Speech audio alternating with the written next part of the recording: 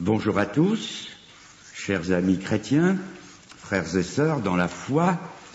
Après un intervalle d'une année, je suis tellement heureux de me retrouver avec vous afin de pouvoir poursuivre une étude que nous avions commencée en cet endroit même. À l'école primaire, nous avons tous fait des exercices appelés compréhension de texte. Dans l'épisode bien connu d'Acte 8, on trouve un eunuque, haut dignitaire de la reine de Candace, qui rentre de Jérusalem chez lui en Éthiopie en lisant pendant le voyage un exemplaire du prophète Ésaïe. L'évangéliste Philippe s'approcha de lui et lui posa la question que nous nous posons ce soir: comprends-tu ce que tu lis? D'où l'importance non seulement de lire la Bible, mais de comprendre ce qu'on lit. Of course, diraient les Anglais, bien sûr, ça va de soi. C'est ce qui nous est aussi dit en Néhémie 8, des versets 1 à 8, dont je vais vous lire des extraits pour ne pas allonger indûment. Je lis donc Néhémie 8, « Tout le peuple s'assembla comme un seul homme sur la place, et ils dirent d'apporter le livre de la loi de Moïse, que le sacrificateur Esdras apporta devant l'assemblée, composée d'hommes et de femmes, et de tous ceux qui étaient capables de l'entendre. Tout le peuple fut attentif à la lecture du livre de la loi. Esdras, placé sur une estrade de bois dressée à cette occasion, ouvrit le livre à la vue de tout le peuple.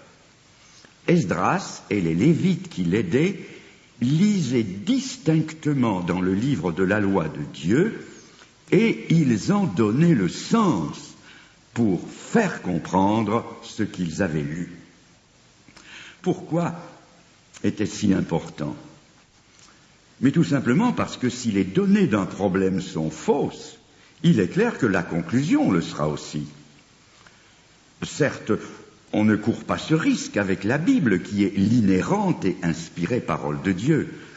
Les paroles qu'on y trouve sont toujours justes. Mais il se peut que ce soit notre lecture de ce toujours juste qui ne soit justement pas juste. Je me souviens d'un examen unique qui devait décider de mon avenir professionnel. J'ai cru avoir développé brillamment le thème imposé, mais j'ai passé négligemment sur un mot important de l'énoncé et j'ai été brillamment recalé. Et du même coup, le choix d'une carrière s'en est trouvé modifié. Le « comprends-tu ce que tu lis » prend ici toute son importance, parce qu'il s'agit de vérités éternelles où nous ne pouvons pas nous contenter d'à peu près, nous ne pouvons pas prendre le luxe de nous tromper. Nous allons lire ensemble le grand récit archi-connu de la Pentecôte en Acte 2. J'espère que vous avez votre Bible bien en main, et je commence la lecture, ce sera un raccourci quand même, à partir du verset 1. Le jour de la Pentecôte, ils étaient tous ensemble dans le même lieu. Tout à coup, il vint du ciel un bruit comme celui d'un vent impétueux, et il remplit toute la maison où ils étaient assis. Des langues, semblables à des langues de feu, leur apparurent séparées les unes des autres et se posèrent sur chacun d'eux. Et ils furent tous remplis du Saint-Esprit et se mirent à parler en d'autres langues, selon que l'Esprit leur donnait de s'exprimer. Or, il y avait en ces jours à Jérusalem des Juifs, hommes pieux de toutes les nations qui sont sous le ciel. Au bruit qui eut lieu, la multitude accourut, et elle fut confondue parce que chacun les entendait parler dans sa propre langue. Ils étaient tous dans l'étonnement et la surprise, et ils se disaient les uns aux autres: « Voici ces gens qui parlent, ne sont-ils pas tous galiléens? Et comment les entendons-nous dans notre propre langue à chacun, dans notre langue maternelle? Parthes, Mèdes, Élamites, ceux qui habitent la Mésopotamie, la Judée, la Cappadoce, le Pont, l'Asie, la Phrygie, la Pamphylie, l'Égypte, le territoire de la Libye, voisine de la Cyrène, et ceux qui sont venus de Rome, juifs et prosélytes, crétois et arabes, comment les entendons-nous parler dans nos langues des merveilles de Dieu? » Ils étaient tous dans l'étonnement, et ne sachant que penser, ils se disaient les uns aux autres: « Que veut dire ceci ?» Mais d'autres se moquaient et disaient: « Ils sont pleins de vin doux. » Alors Pierre, se présentant avec les 11, éleva la voix et leur parla en ces termes. « Hommes juifs, et vous tous qui séjournez à Jérusalem, sachez ceci et prêtez l'oreille à mes paroles. Ces gens ne sont pas ivres comme vous le supposez, car c'est la 3e heure du jour. Mais c'est ici ce qui a été dit par le prophète Joël. Dans les derniers jours, dit Dieu, je répandrai de mon esprit sur toute chair. Vos fils et vos filles prophétiseront, vos jeunes gens auront des visions, vos vieillards auront des songes. Oui, sur mes serviteurs et mes servantes, dans ces jours-là, je répandrai de mon esprit et ils prophétiseront. Je ferai paraître des prodiges en haut dans le ciel et des miracles en bas sur la terre, du sang, du feu, une vapeur de fumée, le soleil se changera en ténèbres et la lune en sang avant l'arrivée du jour du Seigneur, de ce jour grand et glorieux. Alors, quiconque invoquera le nom du Seigneur sera sauvé. Hommes israélites, écoutez ces paroles. Jésus de Nazareth, cet homme à qui Dieu a rendu témoignage devant vous par des miracles, des prodiges et des signes qu'il a opérés par lui au milieu de vous, comme vous le savez vous-même, cet homme livré selon le dessein arrêté et selon la prescience de Dieu, vous l'avez crucifié, vous l'avez fait mourir par la main des impies. Dieu l'a ressuscité en le délivrant des liens de la mort, parce qu'il n'était pas possible qu'il soit retenu par elle. Nous passons maintenant, pour abréger au verset 36, que toute la maison d'Israël sache donc avec certitude que Dieu a fait Seigneur et Christ ce Jésus que vous avez crucifié. Après avoir entendu ce discours, ils eurent le cœur vivement touché, et ils dirent à Pierre et aux autres apôtres, « Hommes frères, que ferons-nous » Pierre leur dit, « Repentez-vous, et que chacun de vous soit baptisé au nom de Jésus-Christ à cause du pardon de vos péchés, et vous recevrez le don du Saint-Esprit. Car la promesse est pour vous et pour vos enfants, et pour tous ceux qui sont au loin, en aussi grand nombre que le Seigneur notre Dieu les appellera. » Et par plusieurs autres paroles, il les conjurait, les exhortait, disant « Sauvez-vous de cette génération perverse ». Ceux qui acceptèrent sa parole furent baptisés, et en ce jour-là, le nombre des disciples augmenta d'environ 3000 âmes. Et pour finir, je lirai le verset 47. Nous trouvons même au verset 46, ils étaient chaque jour tous ensemble assidus au temple, ils rompaient le pain dans les maisons et prenaient leur nourriture avec joie, simplicité de cœur, louant Dieu et trouvant grâce auprès de tout le peuple, et le Seigneur ajoutait chaque jour à l'Église ceux qui étaient sauvés. On trouve ici plusieurs données essentielles, parmi lesquelles nous en sélectionnerons 4 qui se dégagent tout naturellement du texte et que tout le monde connaît. 1. Au moins 15 peuples sont mentionnés ici, des étrangers venus de ces 15 nations païennes. 2. Pour que tous ces gens d'origine et de langues si différentes comprennent, il fallait nécessairement un grand miracle linguistique, le parler en langues étrangères. 3. Grâce à ce miracle, l'évangile du salut en Jésus-Christ a pu être prêché aux représentants de tous ces peuples. 4. Ils se sont convertis en entendant l'évangile chacun dans sa langue maternelle. Voici donc posé sans ambiguïté un fondement solide et un énoncé clair en 4 points. Vous êtes tous bien d'accord. Avant d'aller plus loin, j'attends votre réponse. Êtes-vous d'accord sur ces 4 points ? Évidemment que vous êtes d'accord, j'en étais sûr, je savais que je pouvais compter sur vous. Eh bien, tout cela est faux. Oui, ces 4 points sont faux, entièrement faux et archi-faux. Si donc vous êtes d'accord avec les 4 points que nous venons d'énoncer, c'est que vous n'avez pas compris la simple lecture du récit de la Pentecôte. Nous allons analyser ces 4 points un par un. Le premier. La grande foule assemblée ce jour-là n'était pas composée de païens, d'étrangers ou de gens des nations, des gentils ou goïm comme on les appelle ailleurs, mais c'étaient des juifs venus de ces 15 pays étrangers. Avez-vous votre Bible bien ouverte devant vous ? Alors nous lisons le verset 5. Or, il y avait en séjour à Jérusalem des quoi? Des païens? Mais non, des Juifs, hommes pieux de toutes les nations qui sont sous le ciel des Juifs. Passons au verset 14. Pierre, se présentant avec les autres, éleva la voix et leur parla en ces termes. Hommes d'entre les nations. Mais non, hommes juifs. Allons au verset 22. Pierre, continuant à parler à la foule, y ajoute cette précision, hommes israélites. Plus loin, au verset 29, il enchaîne par hommes frères, appellation qui ne laisse planer aucun doute sur leur identité. Et au verset 37, cette foule retourne compliment aux apôtres juifs en ces termes, hommes frères, que ferons-nous? Outre que cela soit dit clairement et répété 5 fois, il tombe sous le sens que seuls des juifs pieux, venant de loin et à grands frais, allaient à la grande fête annuelle des Juifs à Jérusalem. Cela n'intéressait qu'eux et quelques prosélytes convertis au judaïsme. On ne voit pas des Français se déplacer en foule à Berne chaque 1er août pour la fête nationale suisse, ni l'inverse pour le 14 juillet à Paris, pas plus que les Européens ne traversent l'Atlantique exprès pour fêter l'Independence Day aux États-Unis. De même, la Pentecôte était une fête purement juive et réservée aux Juifs. Deuxièmement, contrairement à l'idée répandue et acceptée sans contrôle, il n'y a pas eu de prédication en langue ce jour-là. Certes, il y a eu cet extraordinaire miracle des disciples parlant par le Saint-Esprit des langues contemporaines qu'ils n'avaient pas apprises.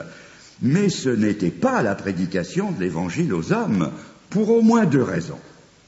La première raison, c'est qu'on les entendait non prêcher l'Évangile, mais parler des merveilles de Dieu. C'est tout différent. La seconde raison, c'est que le Saint-Esprit qui a inspiré l'Écriture a fait écrire à Paul ce texte déterminant en 1 Corinthiens 14:2, « Celui qui parle en langue ne parle pas aux hommes, mais à Dieu. » Je répète, il ne parle pas aux hommes, mais il parle à Dieu. D'ailleurs, le Saint-Esprit, dans la Bible, n'explique le parler en langue qu'en rapport avec la louange et la prière, qui, c'est une lapalissade, ne peuvent évidemment s'adresser qu'à Dieu. Vous pouvez vérifier cela en 1 Corinthiens 14, car outre le fait que le verset 2 le dit clairement, celui qui parle en langue ne parle pas aux hommes, les versets 14, 15, 16 et 17 nous précisent à qui s'adresse celui qui parlait en langue. Et il n'y est question que de prière, de louange, de rendre grâce, d'action de grâce. Cela exclut toute idée de prédication miraculeuse visant à évangéliser la foule présente à Jérusalem. Et puis, ce qui s'est passé à la Pentecôte s'est répété en miniature, pourrait-on dire, à la maison de Corneille, le centurion italien. Pierre, dans sa défense, devant les autres apôtres qui le blâmaient d'avoir été chez Corneille, leur expliqua que ce qui s'était passé là était en tout point pareil à ce que eux avaient expérimenté à la Pentecôte, dans ce sens que, je cite Acte 11, 17, Dieu leur a accordé le même don qu'à nous qui avons cru au Seigneur Jésus. Le verset 46 du chapitre 10 nous dit que dans le même parler en langue qu'eux, ils glorifiaient Dieu, exactement comme eux dans le jour de la Pentecôte, où, dans leurs accents de louange, ils publiaient les merveilles de Dieu. À ce témoignage déterminant de l'Écriture, j'y adjoins 2 autres, de 2 sommités du monde charismatique, Donald G. et Denis Bennett. Voici ce que le premier dit dans son livre « Les dons spirituels ». Alors je vais citer. Le jour de la Pentecôte, ils parlaient tous en langue avant que la foule se rassemble. Au bruit qui eut lieu, la multitude accourut. Ils surprirent leur propre dialecte dans la bouche des disciples qui annonçait les merveilles de Dieu. Écoutez bien ce qui suit. Il est clair que la foule entendit des paroles qui ne lui étaient pas adressées. Des paroles qui ne lui étaient pas adressées. Je continue. Quand le moment de prêcher fut venu, ce fut Pierre seul qui s'adressa à la foule pendant que les 11 se tenaient avec lui. Et Donald G. continue, écoutez bien car nous y reviendrons. Il usa du langage commun à tous, afin que tous puissent comprendre. Et Donald G. conclut sur ce point, et je vais parler lentement, ainsi est contredite l'assertion erronée et séculaire du don des langues pour la prédication aux païens. J'ajouterai, moi, d'autant moins qu'il n'y avait pas dans la foule des païens ce jour-là, et qu'il n'est nullement question d'eux. Voici maintenant le second témoignage, celui de Denis Bennett, une grosse cylindrée du monde charismatique. Il est surprenant de constater combien de chrétiens, même fondés, pensent que les langues parlées à la Pentecôte l'étaient pour proclamer l'Évangile dans les langues de ces gens qui écoutaient, parce qu'ils venaient de toutes les nations qui sont sous les cieux. Mais que dit ce passage ? C'est qu'il y avait en séjour à Jérusalem des Juifs de toutes les nations. C'était simplement des Juifs qui vivaient dans d'autres pays et qui étaient montés à Jérusalem pour la fête. Écoutez bien ce qui suit maintenant, je cite encore. Ils n'avaient pas besoin qu'on leur parle des langues étrangères. Ce qu'ils ont entendu n'était pas la proclamation de l'Évangile, mais ils entendirent ces premiers chrétiens louant et glorifiant Dieu pour les merveilles qu'il avait faites. Verset 11. Troisièmement, on dit qu'il fallait bien ce miracle en langue pour que tous comprennent, mais pas du tout. Pour que tous comprennent, il a suffi, comme le disent si bien Donald G. et Denis Bennett, il a suffi que Pierre prêche en une seule langue, l'araméen, celle que tous les Juifs comprenaient, et ils ont tous compris ce que disait Pierre en une seule langue. Et puis quatrièmement, on en a ainsi erronément déduit que les 3000 qui se sont convertis l'ont été par l'Évangile prêché en langue. Or, il n'en est rien. Outre qu'il n'y a jamais eu et qu'il ne peut pas y avoir de prédication en langue pour les raisons bibliques exprimées plus haut, à savoir que le parler en langue ne s'adresse pas aux hommes, mais que ce qu'ils ont entendu a plutôt soulevé des questions et provoqué leur étonnement et non leur conversion. C'est ce que dit le verset 12. Ils étaient tous dans l'étonnement, ne sachant que penser, et ils se disaient les uns aux autres, que veut dire ceci ? Leur conversion, elle ne se situe qu'après, là où ils eurent vraiment le cœur touché, vivement touché, après la prédication de Pierre, qui, elle, ne s'est pas faite en langues étrangères, mais dans celle des Juifs, que tout un chacun comprenait. Nous trouvons donc, au départ, 4 erreurs dénoncées qui, si elles ne sont pas corrigées, vont fatalement conduire à d'autres erreurs, en particulier en rapport avec le don des langues et le baptême du Saint-Esprit. C'est comme une fusée spatiale. Si dès le départ elle dévie tant soit peu, elle prendra toujours plus une trajectoire faussée par rapport à celle qui lui était programmée. De même, où va aboutir la doctrine des charismes quand, dès le départ, 4 paramètres ne sont pas respectés ? Voyons d'abord où conduit la pratique actuelle du parler en langue. Puisque, à tort, on a cru qu'il pouvait servir à la conversion des âmes, on continue sur la lancée et on s'en sert prétendument pour parler aux hommes sous différentes formes. Évangélisation, exhortation, prophétie, révélation, consolation, etc. C'est en tout cas ce qui ressort actuellement dans la quasi-totalité des cas d'interprétation de ce qui est dit en langue. Et comme le don d'interprétation est aussi miraculeux que l'autre, et lui est indissolublement lié, il ressort qu'on attribue au Saint-Esprit le contraire de ce qu'il a opéré à la Pentecôte et le contraire de ce qu'il a enseigné dans les Épîtres, à savoir que je recite 1 Corinthiens 14, 2, celui qui parle en langue ne parle pas aux hommes, mais à Dieu.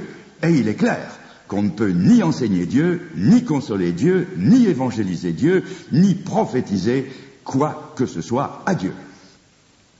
Pour bien faire, il faudrait tout reprendre à zéro. Mais il n'est jamais facile de revenir à la case départ. Quand la fusée déviante est partie, qui la ramènera sur son aire de lancement? C'est ce que m'a tristement dit 2 fois un pasteur charismatique qui, en parlant de 1 Corinthiens 14, 2, où le Saint-Esprit dit que celui qui parlait en langue ne parlait pas aux hommes, il m'a donc dit, quand cette parole de Paul a commencé à circuler dans nos assemblées, ça a fait l'effet d'une bombe. La chose n'a pas été retenue parce qu'il aurait fallu admettre que tout ce qui s'était fait jusqu'ici était faux. Aveu d'une terrible erreur, mais surtout aveu d'incapacité à la corriger. Les tentatives de rattrapage de Donald G. et de Denis Bennett sont vouées à l'échec. Même l'éclairage de la parole de Dieu sur le sujet n'y peut plus rien. C'est parti, c'est trop tard. On continue à fabriquer un parler en langue qui s'adresse aux hommes. Et ceux qui découvrent à quel point ils se sont fourvoyés sont incapables d'arrêter une machine qui ne répond plus aux commandes. Forcément, là où l'on a mélangé les circuits, les câblages et les pédales, le coup de frein risque de devenir un coup d'accélérateur. On finit par se retrouver dans les décors, bibliquement parlant. C'est comme si, avant de s'engager sur l'autoroute, un chauffeur prenait l'entrée pour la sortie, puis la piste de gauche pour la bande d'arrêt d'urgence. Quel carambolage en perspective! De même, tout est faussé quand on mélange les données d'acte 2.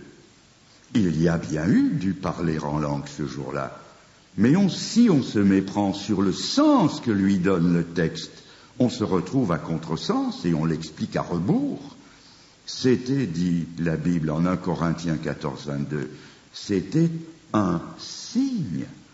Or, un signe doit bien faire signe à quelqu'un, mais signe de quoi et signe à qui? Là aussi, une donnée capitale est faussée dès le départ. On roule dangereusement à contresens.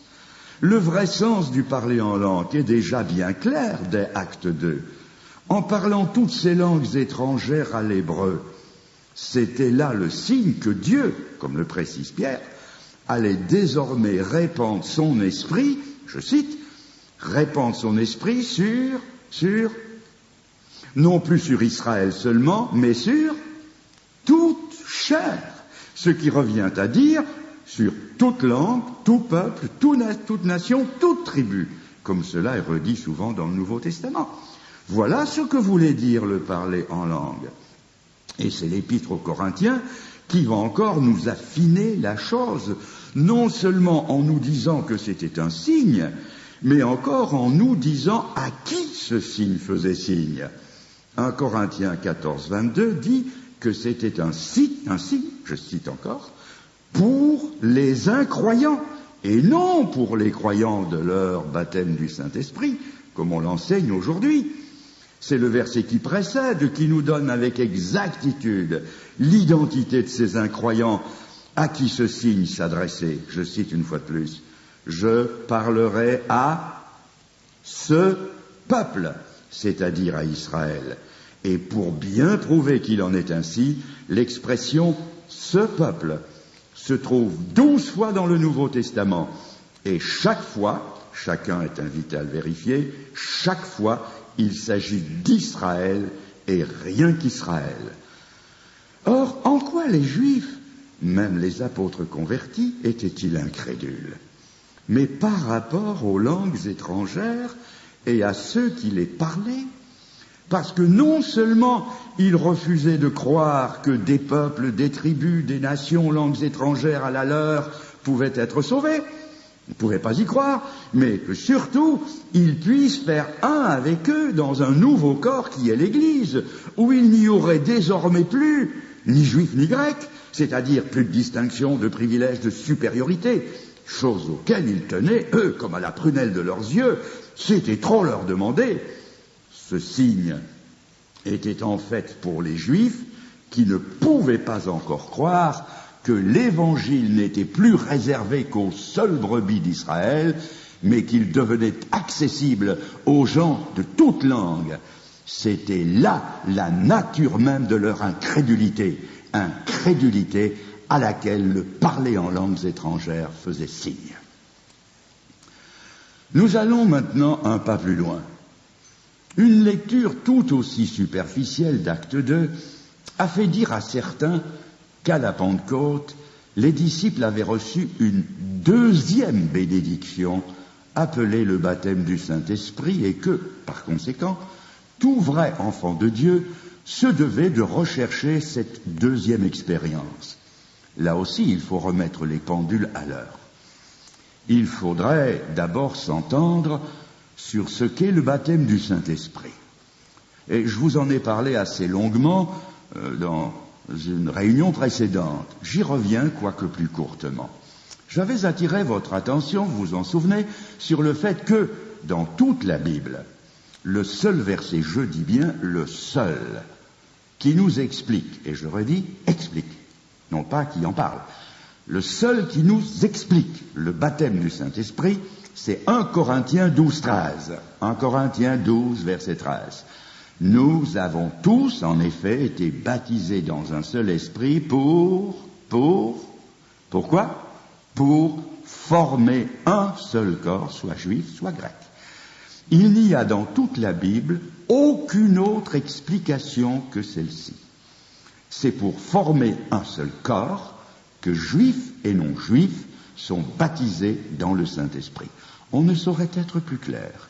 Ce qui nous met dans l'Église, qui est le corps de Christ, c'est le baptême du Saint-Esprit. Et celui qui n'en aurait pas été baptisé ne serait pas dans le corps de Christ.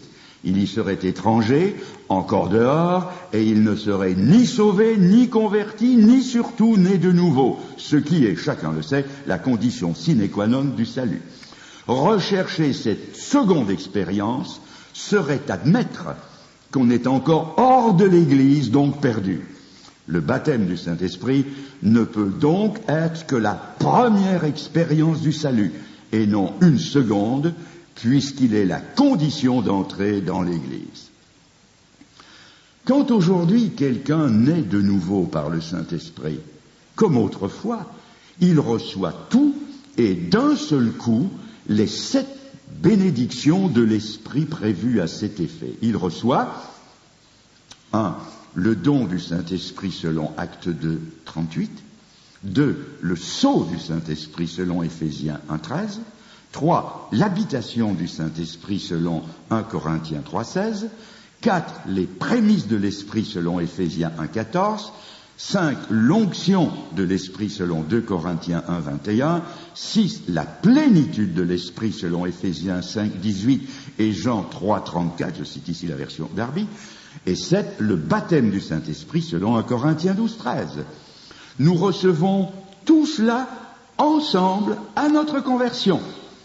Il en est de la nouvelle naissance comme de la naissance physique. Quand un bébé vient au monde, il y vient complet. Il ne lui manque rien. Il ne naît pas par étapes et en pièces détachées. Ses tout petits pieds sont encore si petits, mais ils deviendront peut-être ceux d'un athlète.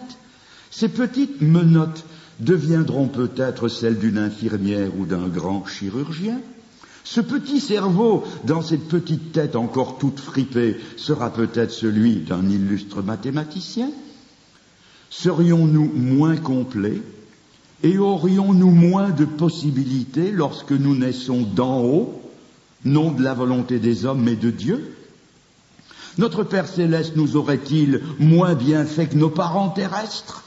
C'est ce que certains voudraient nous faire croire. Ils viennent voir le bébé et ils nous disent « Eh oui, il est beau, il ressemble à ses parents, mais oh, il lui manque les poumons, il lui manque le foie, il n'a pas de rein. » Ben, ce n'est rien. Venez chez nous, on va lui en greffer un. Non, merci, très peu pour nous. Quand Dieu nous régénère par sa parole et son Saint-Esprit, Il ne crée pas des monstres ou des avortons. Rien ne manque au nouveau-né spirituel de la septuple bénédiction de l'Esprit, et surtout pas le baptême du Saint-Esprit par lequel il nous introduit dans la famille divine. Nous avons tout pleinement en Christ, dit Colossiens 2,10, et nous l'avons tous, et d'être dès notre nouvelle naissance. Mais il va falloir le développer par tout ce que la parole de Dieu est pour nous, lait, pain et viande, jusqu'à ce que, dit Éphésiens 4,13, nous soyons tous parvenus à l'état d'homme fait et à la mesure de la stature parfaite de Christ. Voyons maintenant sur quoi s'appuient ceux qui persistent à vouloir greffer leur baptême du Saint-Esprit sur les rachetés du Seigneur. Ils ne peuvent pas invoquer le texte déterminant de 1 Corinthiens 12,13 qui dit que tous, et je souligne tous, nous sommes entrés dans l'Église, le corps de Christ, par le baptême du Saint-Esprit. C'est d'ailleurs le verset qu'ils évitent, autant que les rabbins redoutent Ésaïe 53. C'est trop clair. Ils lui font la guerre du silence, puisqu'ils mettent à mal leur théorie. Il y a 4 épisodes qui nous sont rapportés, tous dans le livre des Actes, où, si le baptême du Saint-Esprit et les 6 autres bénédictions associées ne sont pas toujours cités nommément, on peut admettre qu'ils s'y trouvent. Premièrement, le premier épisode se trouve à la Pentecôte. C'est là que, ne tenant pas compte du contexte historique, excusez-moi, j'ai fourché, le contexte historique et unique de l'événement et de ceux qui y participent, certains veulent y voir une seconde expérience. Où vont-ils chercher la première? Eh bien, dans l'évangile de Jean, au chapitre 20, et le verset 22, où quelques jours plus tôt, c'est-à-dire quelques jours avant la Pentecôte, les disciples auraient fait l'expérience du don du Saint-Esprit. Il y est en effet écrit, je lis, Jésus souffla sur eux et leur dit, recevez le Saint-Esprit. Ils auraient ainsi reçu le Saint-Esprit en 2 étapes, le don en Jean 20 et le baptême en Acte 2, quelques jours plus tard. Nous avons ici une interprétation à la témoin de Jéhovah, qui escamote une des toutes grandes affirmations du Seigneur en Jean 7,38, où il dit, parlant du Saint-Esprit bien sûr, « Des fleuves d'eau vive couleront de son sein ». Jésus dit cela de l'Esprit que devaient recevoir ceux qui croiraient en lui, car l'Esprit n'était pas encore donné, je relis, n'était pas encore donné parce que Jésus n'avait pas encore été glorifié. Ce n'est donc qu'après sa glorification que Jésus a donné l'Esprit et pas avant. Ce ne pouvait donc pas être en Jean 20, et les événements de la Pentecôte le prouvent. Il n'y a donc plus aucune difficulté à comprendre ce que Jésus dit en Jean 20.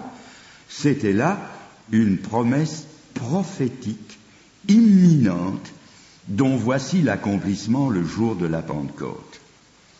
Il vint du ciel un bruit comme celui d'un vent impétueux. Chers frères et sœurs, la bande magnétique a au moins un avantage sur la parole écrite, c'est qu'elle va me permettre de faire une démonstration audible. En Jean 20, le souffle prometteur, c'était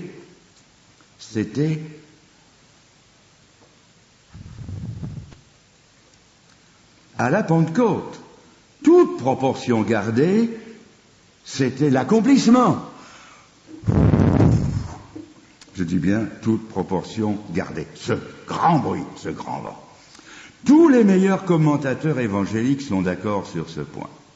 Mais il ne servirait à rien de les citer, car ne dit-on pas qu'il n'y a pas de pire sourd que celui qui ne veut pas entendre? Mieux vaut donc se rabattre sur un charismatique de taille, un poids lourd du système, Philippe Émirian, qui dans son livre Le don du Saint-Esprit dit, et exceptionnellement sur ce point, j'applaudis des 2 mains. Écoutez bien, c'est Philippe Émirian qui parle. Cette fois-ci, je serai en désaccord avec mes frères pentecôtistes et charismatiques et en accord avec mes frères évangéliques. Je crois, avec René Pache, Alfred Kuhn, Henri Blocher et d'autres, que ce geste de Jésus, donc le souffle de Jésus, ce geste de Jésus n'est rien d'autre qu'un geste prophétique de la grande promesse annoncée dans les textes cités plus haut. Comme c'est clair. Et Myriam précise qu'il ne s'agit ici, il ne s'agit pas de la nouvelle naissance. Le baptême du Saint-Esprit n'est donc pas, dans la vie des disciples de Jésus, une deuxième expérience. Le deuxième épisode se trouve en Acte 10. C'est celui de la conversion du centenier romain Corneille. Ce qui s'y est passé nous concerne au plus haut degré parce que Corneille est de notre bord à tous dans ce sens qu'il était, comme nous, un étranger d'entre les païens. C'est à sa conversion, au moment précis où il croit ce que Pierre vient de dire, quiconque croit en lui reçoit en son nom le pardon des péchés, c'est à cet instant précis que Corneille saisit par la foi l'offre du salut, au point que le Saint-Esprit interrompt la prédication de Pierre en descendant sur tous ceux qui, comme lui, écoutaient la parole de Dieu et y ajoutaient foi. Certes, il n'y a plus eu le grand souffle brillant, ni de langue de feu, comme à la Pentecôte, mais quand Pierre a commenté l'événement au chapitre suivant, devant les apôtres réunis, il a affirmé que c'était la même chose par ces mots. Lorsque je me fus mis à parler, le Saint-Esprit descendit sur eux, comme sur nous au commencement. Ainsi, toute la maison du païen Corneille entre dans le salut par la simple foi au Seigneur Jésus et au même instant dans le baptême du Saint-Esprit qui les intégrera dans le corps de Christ. Plus tard suivra alors le baptême d'eau. Ainsi, pour ces païens qui nous représentent si bien, leur baptême du Saint-Esprit n'a pas été une deuxième expérience. Le troisième épisode se rencontre en Acte 19, où on trouve le même scénario que chez les païens, mais cette fois-ci avec des Juifs. Ils étaient environ 12, nous dit l'Écriture. Le terme de disciple qui leur est appliqué a induit beaucoup de gens en erreur parce que, une fois de plus, un mot mal compris, une lecture mal suivie, fait basculer la juste interprétation de tout un texte.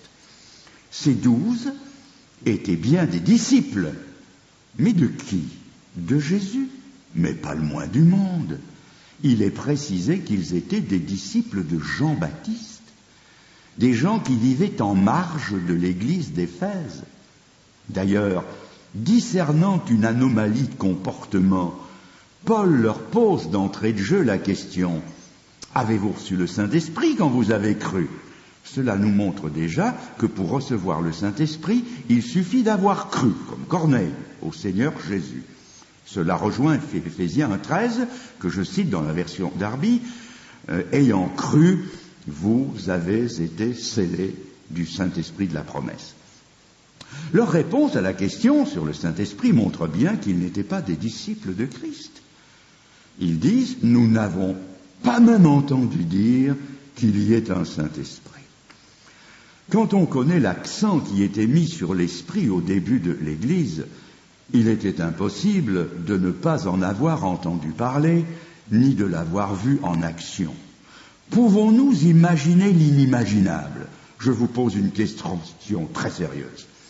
Quelqu'un pourrait-il, pour la première fois de sa vie, passer 1 heure, je dis bien rien qu'1 heure, dans une rencontre de type charismatique et en sortir sans avoir entendu parler du Saint-Esprit? Impossible. Et on voudrait nous faire croire que ces 12 hommes qui auraient vécu 10, 15 années ou plus dans l'Église apostolique et qui auraient atteint le statut de disciples capables d'enseigner les autres, n'auraient même jamais entendu dire qu'il y eut un Saint-Esprit. Mais de qui se moque-t-on? Persister à maintenir une telle position, c'est plus grave que de n'avoir pas compris. c'est entretenir et propager délibérément une erreur à la manière des faux docteurs dont la conscience cautérisée est fermée à toute nouvelle découverte de la vérité. Ces 12 étaient des Juifs de la diaspora, qui faisaient partie d'une colonie juive, comme il y en avait tant, venus se fixer à Éphèse et qui n'avaient pas lié connaissance avec l'Église naissante. Toute la lumière se fit quand Paul leur demanda de quel baptême ils avaient été baptisés. Et ils répondirent du baptême de Jean. On est au clair maintenant. Ils étaient disciples, oui, mais des disciples de Jean-Baptiste. C'étaient des Juifs émigrés en Asie mineure. Le grand docteur de l'Église a vite saisi la situation. En quelques mots, il leur expliqua leur statut spirituel. Jean a baptisé du baptême de repentance, disant au peuple, le peuple juif, s'entend, de croire en celui qui venait après lui, c'est-à-dire en Jésus. Il croyait en ce que Jean avait annoncé au désert, en un Messie qui allait venir. Par Paul, ils vont croire en celui qui est venu. Sur le champ, rebaptisés au nom du Seigneur Jésus, Paul leur imposa les mains, pour des raisons que nous verrons dans l'épisode suivant, et eux aussi reçurent le Saint-Esprit. La question de Paul tenait maintenant sa réponse. Oui, nous avons reçu le Saint-Esprit quand nous avons cru. Ici donc, pas plus que dans les 2 occasions précédentes, le baptême du Saint-Esprit n'est vu comme une deuxième expérience. Quatrièmement, il ne reste que le 4e épisode, celui des Samaritains en acte 8. C'est le seul où il s'écoule un laps de temps entre leur conversion et leur réception du Saint-Esprit. C'est ici le seul endroit de l'Écriture qui donne à la théorie de la deuxième expérience une apparence de vérité. C'est le seul passage que le charismatisme puisse invoquer à l'appui de sa doctrine. L'explication, pour plus étendue qu'elle soit, n'est cependant pas compliquée, pourvu que la connaissance biblique suive. Suite à la persécution contre l'Église à Jérusalem et à la dispersion des disciples dans la Judée et la Samarie, la prédication de l'Évangile s'est étendue à des Samaritains, et des Samaritains ont commencé à se convertir. Pourquoi alors n'ont-ils pas reçu le Saint-Esprit comme les autres groupes en une seule fois quand ils ont cru? On ne peut pas donner une réponse exacte si on ne connaît pas toutes les données du problème et si on ne comprend pas ce qu'on lit. Qui donc étaient les Samaritains? Si le Saint-Esprit nous parle d'eux, ce n'est pas pour que nous les ignorions. C'était un peuple que les Assyriens avaient transplanté dans cette province de Palestine après l'avoir vidé de ses habitants naturels lors de la première grande déportation. Ces gens avaient adopté la langue et la religion des Juifs, religion qu'ils pratiquaient de façon assez peu orthodoxe. Au lieu de monter au lieu désigné par Dieu, le temple de Jérusalem, ils avaient érigé le leur sur la montagne de Samarie, créant ainsi un schisme, au point que, dit l'Écriture, les Juifs n'avaient plus de relation avec les Samaritains qui, comme bien l'on pense, leur rendaient la monnaie de leurs pièces. Entre eux, il y avait une barrière religieuse, historique, raciale. Ils se haïssaient réciproquement. Quand, lors d'un voyage, le plus court chemin d'un point à un autre passait par la Samarie, les Juifs, contrairement au Seigneur Jésus, n'hésitaient pas à rallonger la route en faisant un détour. Un soir, Jésus et ses disciples s'arrêtèrent dans un bourg de Samarie avec l'intention d'y passer la nuit. Mais on ne les reçut pas parce qu'ils se dirigeaient vers Jérusalem. Les disciples ont vu rouge. C'est à cette occasion qu'ils ont demandé au Seigneur « Veux-tu que nous commandions que le feu du ciel descende et les consume ?» Oh là! Ce n'est en tout cas pas eux qui leur auraient imposé les mains pour qu'ils reçoivent le Saint-Esprit. Pour qu'ils grillent par le feu, oui, mais pas pour la bénédiction divine. Et en contrepartie, jamais un Samaritain ne se serait laissé mettre la main dessus par un Juif exécré. D'ailleurs, la pire insulte qu'on pouvait faire à un Juif, c'était de cracher par terre en lui disant « Tu es un Samaritain ». Entre les deux parties, la situation était on ne peut plus explosive. On comprend dès lors que si les Samaritains avaient reçu le Saint-Esprit dans ce climat de haine, le terrible fossé qui les séparait se serait prolongé dans l'Église naissante.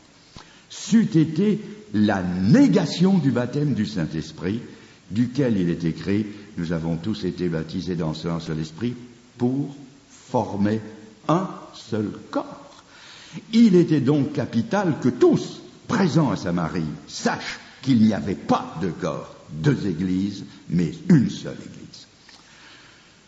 Il faut aussi noter que les croyants samaritains, et là je souligne, n'ont pas organisé des réunions d'attente du Saint-Esprit. C'est au contraire le Saint-Esprit qui a attendu la venue de Pierre et de Jean de Jérusalem. L'autorité des apôtres juifs se devait d'être reconnue au-delà de la culture et des frontières du judaïsme.